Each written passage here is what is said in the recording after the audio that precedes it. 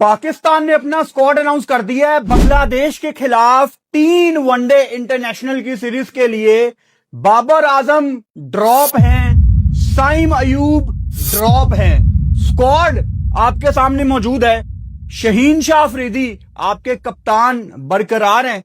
अब्दुल समद, अबरार अहमद, फहीम अशरफ, फैसल अकरम, हारिस राउफ, हुसैन तलत, मां सदाकत को सेलेक्ट किया गया है वनडे इंटरनेशनल के लिए अगेंस्ट बांग्लादेश।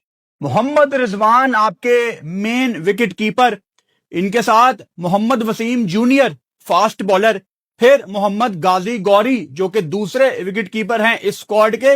लेकिन लगता नहीं है कि रिजवान के होने के बावजूद इनको चांस दिया जाएगा। I don't think so. इस पे अभी जाके करेंगे बात। अच्छा, उसके बाद आपको कुछ नए नाम नजर आ रहे हैं। साद मसूद को सिलेक्ट किया गया है। कोई फर्स्ट क्लास का मैच नहीं है, अभी करेंगे इस पे बात। Sahibzada Farhan T20 world cup में शानदार बैटिंग करने के बाद उनको कुछ तो पाकिस्तान क्रिकेट बोर्ड ने तोहफा देना था ना। मेरे ख्याल से this is a very good decision. हमने बल्कि 2 दिन पहले वीडियो में बात भी की थी कि फरहान को थोड़ा ज्यादा सूट करेगा अब कि आप उसको वनडे में आगे साथ लेके चलें। उसके बाद सलमान अली आगा आपके T20 के कप्तान और शामिल हुसैन। इसमें 6 ऐसे प्लेयर हैं अनकैप्ड जिन्होंने डेब्यू नहीं किया आज तक पाकिस्तान से वनडे इंटरनेशनल में, जिनमें अब्दुल समद मुझे नजर आ रहे हैं, मां सदाकत, गाजी गौरी, साद मसूद, साहिबजादा फरहान और शामिल हुसैन। इसमें शादाब खान भी नहीं है, इसमें नसीम शाह भी नहीं है, बाबर आजम भी नहीं है, साइम अयूब भी नहीं है, इरफान खान नियाजी प्रॉबेबली होने चाहिए थे इसमें। बहुत कुछ है डिस्कस करने के लिए, लेकिन panic button Pakistan cricket board ना दबाए किसी बड़े टूर्नामेंट के बाद, ऐसा मुमकिन नहीं है भाई साहब। साइम अयूब का वनडे की टीम में ना होना सरासर एक ज्यादती है। और इस टाइम इस वीडियो के नीचे आप कमेंट पढ़ना, लोग खुश होंगे कि साइम अयूब अच्छी बात है, नहीं है उसने क्या किया T20 वर्ल्ड कप में। जैसा क्रिकेट बोर्ड है सेम वैसी ही हमारी आवाम है, कोई फर्क नहीं है। वो भी इमोशनल होकर सोचते हैं क्रिकेट बोर्ड वाले, और हमारी आवाम भी इमोशनल होकर सोचती है। साइम अयूब अगर T20 में नहीं चला तो इसका मतलब ये नहीं है कि आप उसको वनडे से ड्रॉप करेंगे। साइम अयूब का वनडे का रिकॉर्ड बहुत अच्छा है। वो आपको ऑस्ट्रेलिया में इंपैक्ट क्रिएट करके दिखा चुका है, वो आपको साउथ अफ्रीका में अच्छी क्रिकेट खेल के दिखा चुका है, उसने 100 किए हैं। और साइम अयूब आपको क्या करके दे यार। अभी 2 दिन पहले भी मैंने बात की थी, आप क्यों 2 फॉर्मेट्स को मिक्स करते हैं। 2027 में आपका ओडीआई वर्ल्ड कप है और आपने कितने वनडे मैच खेलने हैं यार। अभी 3 आप खेल रहे हैं ये बांग्लादेश के टूर पे, 3 आप खेलेंगे ऑस्ट्रेलिया के खिलाफ जो ऑस्ट्रेलिया ने घर आना है। मतलब मेन आपके पास यही मैच है, फिर 3 आपके कोई जिम्बाब्वे के अगेंस्ट आगे आ जाएंगे।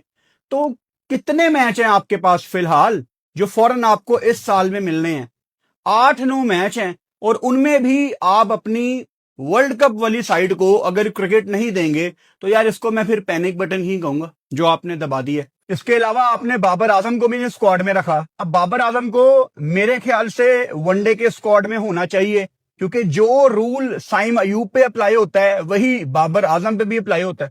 क्योंकि आपने वर्ल्ड कप खिलाना है ना बाबर आजम को, और ऐसा नहीं है कि आप बाबर आजम को वर्ल्ड कप नहीं खिलाएंगे, आपको खिलाना पड़ेगा वनडे का वर्ल्ड कप। T20 में हम मुख्तलिफ सोचते हैं बाबर आजम के बारे में, लेकिन वनडे उसका फॉर्मेट है। वनडे एक ऐसा फॉर्मेट है जहां अभी उसने 100 भी किया श्रीलंका के अगेंस्ट। आप उसको यहां पे टाइम देते कि यार आपसे हमें वर्ल्ड कप चाहिए अगला, आपने अपनी बेस्ट क्रिकेट खेलनी है, आपको फॉर्मेट भी वनडे का बहुत ज्यादा सूट करता है। अब बांग्लादेश में जाके अगर आप अच्छी क्रिकेट नहीं खेलोगे तो आपने कहां पे खेलनी है। अब मैं जानना चाह रहा हूं, काश ये कोई प्रॉपर प्रेस कॉन्फ्रेंस होती, कोई हमें पता लगता कि बाबर को आपने ड्रॉप क्यों किया। क्या अब आप बाबर आजम को टेस्ट से भी ड्रॉप करेंगे? क्योंकि आगे आपने वेस्ट इंडीज जाना है टेस्ट सीरीज खेलने, फिर आपने इंग्लैंड जाना है।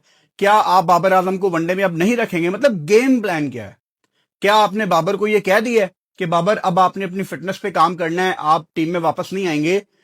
बहुत ही उलझा दिया है पाकिस्तान क्रिकेट बोर्ड ने ये टीम अनाउंस करके, बिकॉज सवालात बहुत ज्यादा हैं मेरे ख्याल से वनडे की टीम में बाबर आजम को होना चाहिए। आप T20 और वनडे के रिजल्ट को बहुत ज्यादा मिक्स कर रहे हो। अगेन आपका ODI world cup south Africa, Zimbabwe, नबीबिया में है। आपको वहां पे फखर जमान चाहिए, बाबर आजम चाहिए, मोहम्मद रिजवान चाहिए। जितना आपने इन्वेस्ट किया है इन सब के ऊपर, वहां पे आपको आपके सीनियर बल्लेबाज चाहिए बारी लगाते हुए। इसमें फखर जमान भी नहीं है, ऑब्वियसली उन्होंने इंजरी कैरी की है। अब फखर जमान के बारे में T20 वर्ल्ड कप के दौरान मैं यही बात कर रहा था ना, याद होगा आपको, कि फखर जमान बहुत ज्यादा अब इंजरीज कैरी करता है।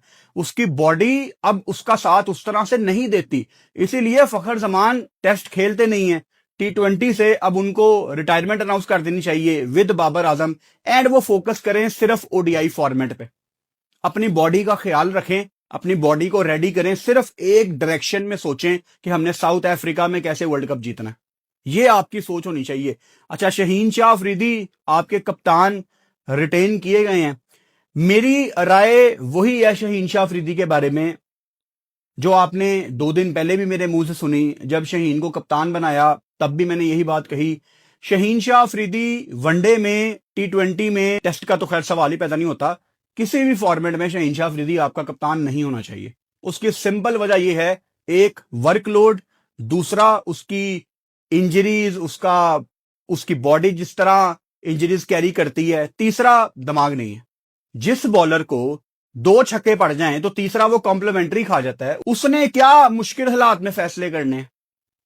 और शहीन शाह अफरीदी को हमने श्रीलंका के खिलाफ देख लिया था ना, कैंडी में आखिरी ओवर में भाई साहब 28 करवाने लगे थे। तो एक ऐसा बॉलर जिसपे हमें ट्रस्ट ही नहीं है, वो किस तरह इतने बड़े टूर्नामेंट में पाकिस्तान को लीड करेगा। उसको खुद भी बचना है और टीम को भी बचाना है। मेरा नहीं ख्याल कि शहीन को कप्तान बनाना एक बेहतर फैसला था। अब मसला यह है कि जो गलतियां इन्होंने कर ली हैं, अब उन गलतियों पे कायम भी रहा जा रहा है। अब पीछे नहीं हट सकते ये अपने गलत किए हुए फैसलों से, और आपको उसका नुकसान देखना पड़ रहा है। उसके अलावा इस स्क्वाड में कुछ यंगस्टर डालने हैं। I have nothing against my youngsters, इन पे ही हम आगे उम्मीद लगा के बैठे होते हैं। लेकिन 1-2 नाम हैं जिनको मैं यहां पे लाजमी डिस्कस करूंगा। मिसाल के तौर पे आपने साद मसूद को डाला है, ब्राइट फ्यूचर इंशाल्लाह। आपने पाकिस्तान सुपर लीग में इनको देखा, पाकिस्तान शहीन्स की टीम में इनको देखा, लेकिन एक भी फर्स्ट क्लास का मैच नहीं है। लिस्ट ए में सिर्फ 3 मैच हैं साद मसूद के, सिर्फ 3 मैच। इससे ज्यादा मतलब क्या आप इसको समराइज करेंगे? 3 मैच हैं लिस्ट ए के, आप इसकी बेस पे उसको वनडे का डेब्यू करा रहे हैं। चलो अगर आपने उसको T20 का डेब्यू कराना होता तो मैं कह देता यार चलो बच्चे ने 24 T20 मैच खेले हुए हैं ओवरऑल। 3 लिस्ट ए का मतलब है 50 ओवर की क्रिकेट। 3 लिस्ट ए के उसने मैच खेले हुए हैं, उसकी बेस पे आप उसको लेके जा रहे हैं वनडे की टीम में।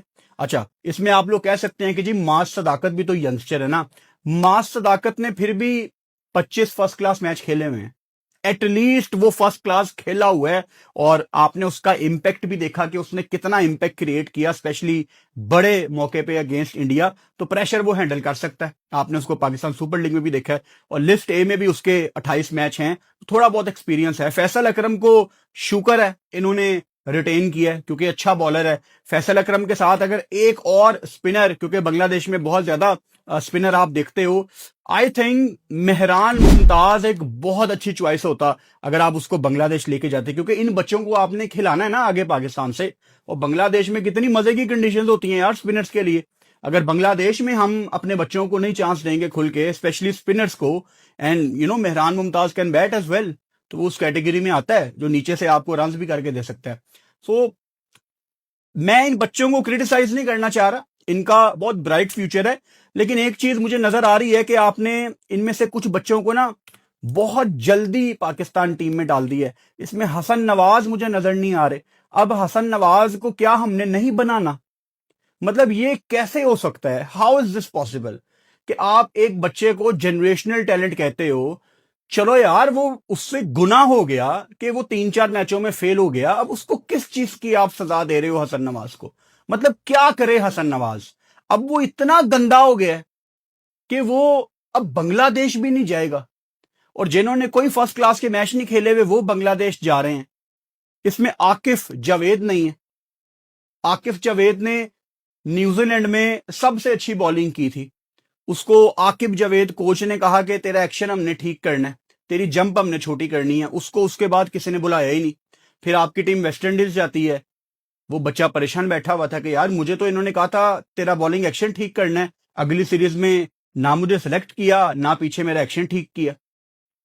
तो अगर आपको ये लगता है कि फुरकान भट्टी आप बहुत नेगेटिव बात कर रहे हैं, यार मैं ज्यादतियों को हाईलाइट कर रहा हूं और आपके पास एक लंबी लिस्ट है जिनको आप बांग्लादेश में दोबारा मौका दे सकते थे। आपके स्क्वाड में कामरान गुलाम होना चाहिए था। क्या कसूर है कामरान गुलाम का कि उसने डोमेस्टिक के सारे रिकॉर्ड तोड़ दिए थे? अब कामरान गुलाम किसकी जगह पाकिस्तान टीम में आए थे? बाबर आजम की जगह टीम में आए थे ना। तो बाबर आजम अगर टीम में नहीं है तो कामरान गुलाम को होना चाहिए।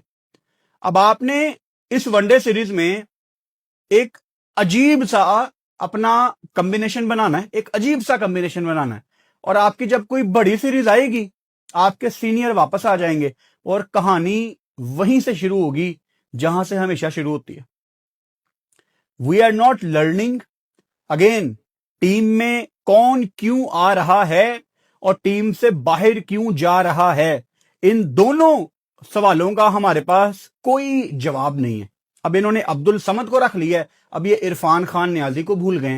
हालांकि जिसको आप टीम में पहले कैरी करते हो उसका हक पहले बनता है कि आप उसको कम बैक कराएं। यहां पे इरफान खान न्याजी को होना चाहिए था। विकेट कीपर आपको मोहम्मद गाजी गौरी नजर आ रहे हैं, अच्छे विकेट कीपर हैं, लेकिन अगर आप बांग्लादेश लेके जा रहे हो तो फिर आपको रिजवान से बात करनी पड़ेगी कि एक गेम तो एटलीस्ट हम गाजी गौरी को दें, चाहे सीरीज का कुछ भी रिजल्ट हो।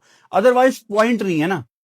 हमारा बैकअप विकेट कीपर हम किसी भी फॉर्मेट में नहीं बना रहे और बाद में वर्ल्ड कप के बाद हम कहते हैं कि जी हमारी टीम क्यों नहीं बन रही। फास्ट बॉलिंग में आपको हारिस रऊफ नजर आ रहे हैं, वसीम जूनियर नजर आ रहे हैं, एंड ऑब्वियसली आपको इसमें शहीन अफरीदी कप्तान भी नजर आ रहे हैं और फहीम अशरफ भी यहां पे थोड़ी बहुत बॉलिंग आपको बांग्लादेश में करते नजर आएंगे। वैसे बांग्लादेश में ज्यादातर आपके स्पिनर्स ही काम करते हैं, लेकिन नया बॉल फास्ट बॉलर्स करते हैं। हारिस रऊफ का वनडे में होना ठीक है, मतलब ऐसी कोई गलत चीज नहीं है कि हारिस रऊफ को इन्होंने क्यों सिलेक्ट कर लिया है। अगर T20 वर्ल्ड कप आपका श्रीलंका के अलावा कहीं और होता ना, जहां पे एक एक्स्ट्रा फास्ट बॉलर की गुंजाइश होती, तो शायद ये हारिस रऊफ को लाजमी सेलेक्ट करते। ये स्क्वाड कोई परफेक्ट स्क्वाड नहीं है, इसमें बहुत ज्यादा मसले हैं और जितने मसले मैंने आइडेंटिफाई किए हैं इनमें से आप ये नहीं कह सकते कि मैंने कोई गलत मसला आइडेंटिफाई किया। ये सारी लॉजिकल बातें हैं। टोटल आपके 3 मैच हैं इस सीरीज में। पहला मैच आपका 11 मार्च को है, दूसरा मैच आपका 13 मार्च को है और तीसरा और आखिरी वनडे इंटरनेशनल आपका 15 मार्च को है। इन तीनों मैचों में मैं लाइव स्ट्रीम करूंगा, आपको टाइमिंग बता दूंगा कि किस टाइम पे मैं लाइव आऊंगा। स्क्वाड पे वापस आते हैं। साहिबजादा फरहान से मुझे बहुत ज्यादा उम्मीद है कि अब वो वनडे में दुनिया को अपना हुनर दिखाएं, क्योंकि तजर्बा साहिबजादा फरहान को इतना ज्यादा है लिस्ट ए क्रिकेट का, उनके लिए कोई मुश्किल नहीं होगा। आमतौर पे होता है कि जब आप एक फॉर्मेट से दूसरे फॉर्मेट में आते हैं तो थोड़ा सा आपको टाइम लगता है, लेकिन आई एम श्योर फरहान को टाइम नहीं लगेगा, ना ही उनको टाइम लगना चाहिए। बल्कि मैंने 2 दिन पहले वीडियो में एक्सप्लेन भी किया था कि T20 से ज्यादा अच्छा फॉर्मेट ये साबित हो सकता है फरहान के लिए, क्योंकि फरहान पे एक वाहिद क्रिटिसिज्म क्या होता है कि थोड़ा सा वो टाइम ले लेते हैं, डॉट बॉल्स आ जाती है, जिसको उन्होंने इंप्रूव किया डेफिनेटली, लेकिन वनडे मेरे ख्याल से उनको बहुत ज्यादा यहां पे सूट करेगा। अबरार अहमद इस टूर पे बहुत अहम रोल अदा करेंगे as your front line spinner. Shadab Khan इसमें नहीं है, जो कि मेरा ख्याल है बिल्कुल ठीक डिसीजन है, उनको सेलेक्ट भी नहीं करना चाहिए था। परफॉर्मेंस आपके सामने मौजूद है, लेकिन अगेन कौन क्यों बाहर गया और कौन क्यों अंदर आया, ये समझ से बाहर है।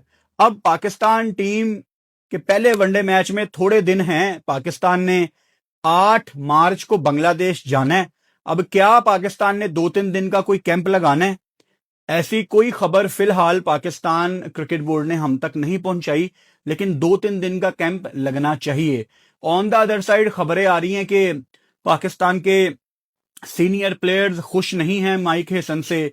आप पढ़ ही रहे हैं ना सारी खबरें, और ये वो बातें हैं जो T20 वर्ल्ड कप से पहले, T20 वर्ल्ड कप के दौरान और अब आज सेमीफाइनल है पहला, जिसमें मैं लाइव आया हूंगा। आपने ये वीडियो देखी है तो लाइव पे मुझे ज्वाइन करें। मैं अब भी यही बात कर रहा हूं, पाकिस्तान के कप्तान ने, सलमान अली आगा ने बहुत गलतियां की हैं माइक हेसन की बातें मान के। मैंने इनको सरफराज अहमद की भी एग्जांपल्स दी वीडियो में कि आप दूसरे सरफराज अहमद ना बने। सैफी हमारा लग गया था मिकी आर्थर के नीचे, आप सारे डिसीजन मान रहे हैं माइक हेसन के। अब माइक हेसन साहब अगर चले भी जाएं वापस तो कौन उनको याद रखेगा? कोई भी नहीं। लेकिन लोग किस पे उंगलियां उठाएंगे? सलमान अली आगा पे। यही बातें हमारे कप्तानों को समझनी है कि अगर वो एक वीक कप्तान हैं, अगर उनकी नहीं मानी जा रही, अगर उनकी नहीं सुनी जा रही, आप कप्तानी छोड़ दें। आप अनाउंस करें यार, देयर इज नो पॉइंट, मेरी टीम ही नहीं है, ये मेरे से ना पूछा जा रहा है, ना मैं अपने फैसले कर सकता हूं। तो फिर आखिर में सवालिया निशान तो आपके ऊपर आते हैं ना एज ए कैप्टन। तो खैर, अभी पाकिस्तान की सीरीज के दौरान, पाकिस्तान की सीरीज से पहले हमने बहुत ज्यादा डिस्कस करना है पाकिस्तान की टीम को, आजकल के सारे मामलात को। अभी आजकल मैं to be honest T20 world cup के जोन में हूं अभी, बल्कि मैं लाइव स्ट्रीम की तैयारी शुरू करने लगा था। पहला सेमीफाइनल है आज न्यूजीलैंड और साउथ अफ्रीका का। उससे बिल्कुल आधा पौना घंटा पहले पाकिस्तान ने स्क्वाड अनाउंस कर दिया, तो मैंने एक वीडियो आपके लिए कर दी। लेकिन ये बात हम आगे करेंगे इस स्क्वाड के ऊपर। अभी बल्कि मैं लाइव आऊंगा, उसमें भी आपके सवालात लूंगा, तो इस स्क्वाड को हम डिस्कस करते रहेंगे। ये वीडियो अगर आपने यहां तक देख ली है तो अब आप आ जाओ। मैं साउथ अफ्रीका और न्यूजीलैंड के सेमीफाइनल के दौरान लाइव बैठा हूं, आ जाओ।